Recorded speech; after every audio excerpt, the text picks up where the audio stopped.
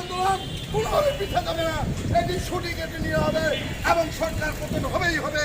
এবং বাংলাদেশের communist party এই সময়ে কালে বলতে চাই, একটা সুন্দর পরিবেশে জাতীয় সরকার তৈরি করে এই দেশের শান্তি বিরাজ করার জন্য সারা বাংলাদেশের কমিউনিস্ট পার্টি প্রতিটা গ্রামে গঞ্জে এবং এই থানা উপজেলা আমরা এবং আমাদের সাথে আন্দোলনের সঙ্গে ঘোষণা করে আপনাদেরকে আমাদের সাথে থাকার জন্য আহ্বান জানিয়ে আমি আমার শান্তি সবাইকে ধন্যবাদ।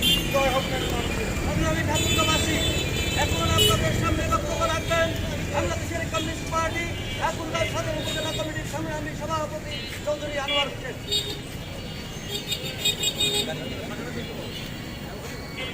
সংগ্রামী ঠাকুরগাঁওবাসী,